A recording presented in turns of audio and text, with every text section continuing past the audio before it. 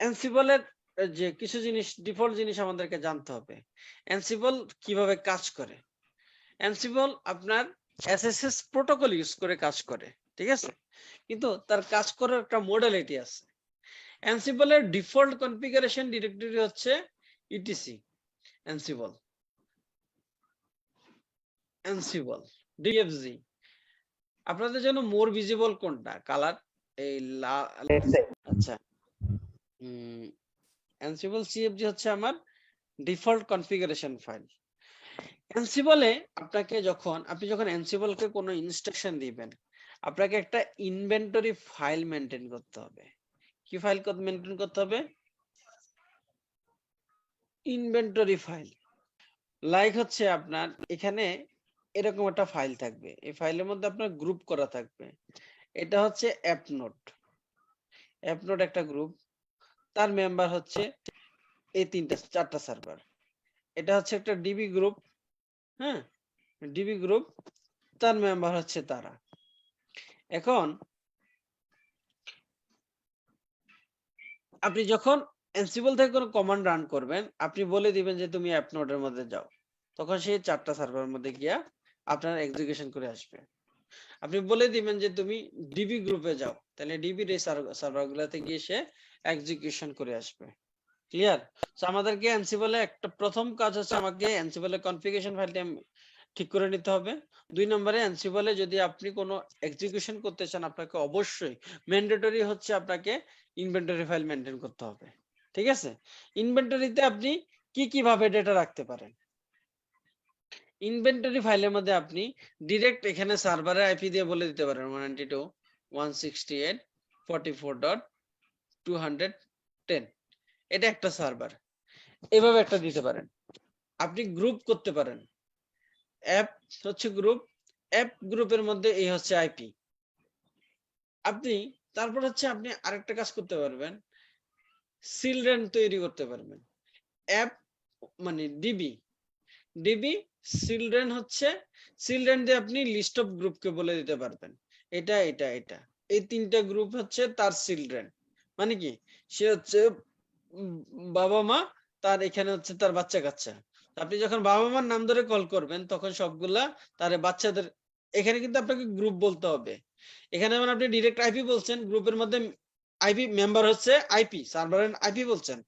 আপনি যখন চিলড্রেন কনসেপ্টে যাবেন, আপনি এখানে গ্রুপ বলবেন। ক্লিয়ার ভাই? তাহলে আমরা গ্রুপ করতে পারি, স্পেসিফিক আইপি ডিফাইন করতে পারি, গ্রুপ কয়েকটা গ্রুপকে একসাথে চিলড্রেন হিসেবে কল করতে পারি। ঠিক আছে? অ্যানসিবলের ইনভেন্টরি ফাইলের মধ্যে। এখন আপনাদের মধ্যে কেউ কি আছেন যে হচ্ছে কি বেসড অথেন্টিকেশন নিয়ে কাজ করছেন?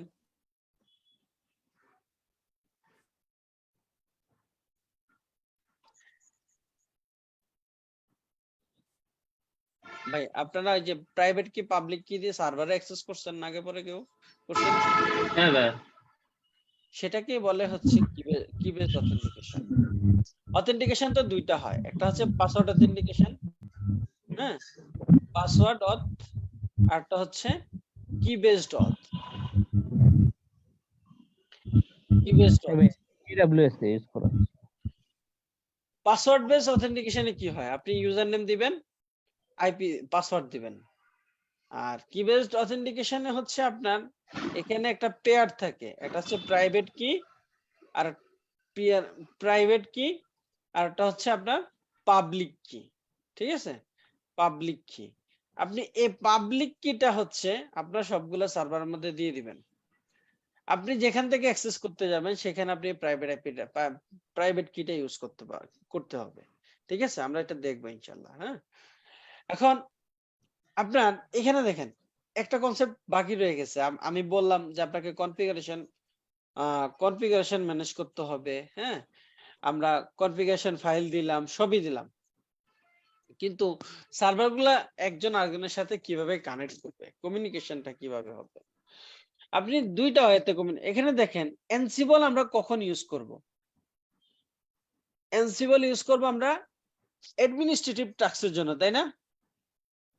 অ্যাডমিনিস্ট্রেটিভ টাস্ক তো নাকি কোনো কিছু ইনস্টল করবেন, রিমুভ করবেন, কনফিগারেশনের জন্য করবেন না?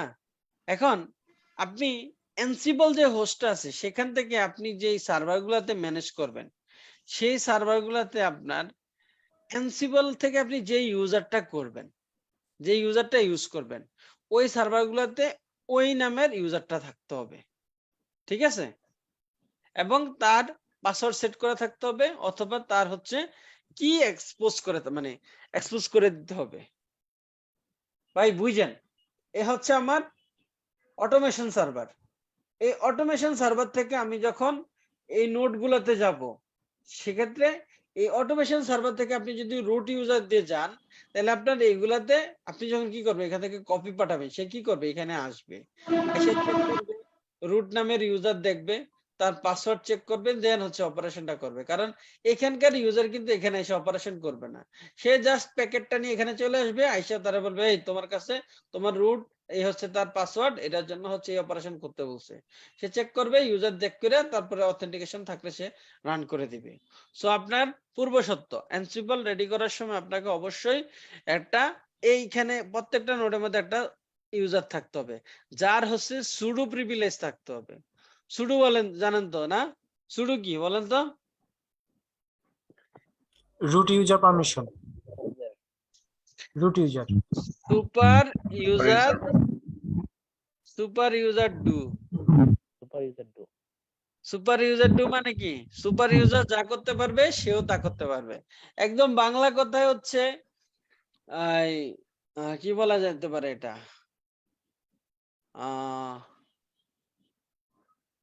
এই অনেক সময় হয় না যে কি কি বলতে পারি এটা একটু সুন্দরভাবে গুছাইয়া, যে ফর এক্সাম্পল আজকে শিক্ষামন্ত্রী হচ্ছে বা ইয়া করবে কনভোকেশনের মধ্যে হচ্ছে আইসা আপনার এই যে কনভোকেশনটা হচ্ছে উদ্বোধন করবে, যা এটা অনুষ্ঠান পরিচালনা করবে, শিক্ষামন্ত্রী আসতে পারে নাই। শিক্ষামন্ত্রী কি করে, একজন সচিবকে পাঠায় বা অন্য কাউরে পাঠায়, তাই না? তো সে কি বলে গিয়ে এখানে, কি বলে, অন বিহাফ অফ, তার হয়ে বলে না যে আমি ওনার পরিবর্তে, সে বলে না আমি এসে এটা করব, সে বলে আমি তার পরিবর্তে এখানে আসছি, আমি হচ্ছে আজকের কাজটা পরিচালনা করব। ঠিক সেম আপনার রুট হচ্ছে সুপার ইউজার, সে তার এই সিস্টেমের মধ্যে সবকিছু করার অথরিটি আছে, রুটের সবকিছু করার অথরিটি আছে। এখন আপনার রুট, কিন্তু রুটের পাসওয়ার্ডটা আপনি সবার সাথে শেয়ার করতে পারবেন না। এই সিস্টেমের মধ্যে ইকবাল নামে একজন মাতাব্বর জয়েন করছে, ঠিক আছে? এন্ড ইকবাল রে হচ্ছে রুট ট্রাস্ট করে, যে রুট ট্রাস্ট করে যে আমি যা করতে পারি ইকবাল তা করতে পারবে, আমি চাই ইকবাল এখন থেকে এটা করুক। এখন ইকবাল আইসা যদি এখানে directly root root add user command দিয়ে রান করে ইউজার অ্যাড করতে পারে, ইকবাল যদি আইসা ডিরেক্ট অ্যাড ইউজার দেয় সে কিন্তু করতে পারবে না, কারণ হচ্ছে বলবে যে এটা শুধুমাত্র সুপার ইউজার করতে পারে। তখন আপনার ইকবালকে, যে আমাকে যে রুট অথরাইজ করছে সেটা বোঝানোর জন্য কমান্ডের আগে লিখতে হবে সুডো, সুডো অ্যাড ইউজার। তখন সিস্টেম বুঝবে সে রুটের বায়া হয়ে সে এই কাজটা করতে আসছে এবং তার অথরিটি আছে, সে একবার, তারপরে আপনারা সে ট্রাস্ট করবে না, সে বলবে যে আচ্ছা তুমি তো রুট হয়ে আসছো, তোমার পাসওয়ার্ডটা একটু একবার দাও, আপনি পাসওয়ার্ড দিবেন, দেন হচ্ছে আপনাকে রুট প্রিভিলেজ দিবে। ক্লিয়ার ভাই? জি ভাইয়া clear, ক্লিয়ার। আচ্ছা, আমরা এই থিওরিটি পার্টটা আমাদের এখনই শেষ হয়ে যাবে। হ্যাঁ, আমরা এই থিওরি পার্টটা এখনই শেষ করে আমরা হচ্ছে একটু প্র্যাকটিক্যাল দেখলে আপনাদের আরো ক্লিয়ার হয়ে যাবে। এখন দেখেন, আমাদের এনসিবল এর এনভায়রনমেন্ট সেটআপ করার জন্য মিনিমাম আমার দুইটা নোড লাগবে। কয়টা? মিনিমাম দুইটা। কেন লাগবে মিনিমাম দুইটা? কেন লাগবে? একজন থাকবে হচ্ছে মাস্টার, হ্যাঁ, আর একজন থাকবে হচ্ছে নোড।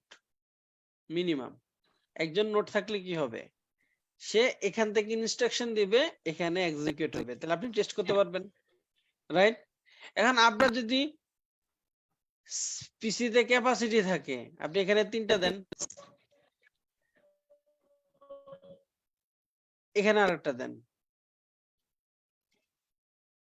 নোড 1 2 3, 3টা নোড নেন। এখন তিনটার মধ্যে আপনি এক্সিকিউশন করেন।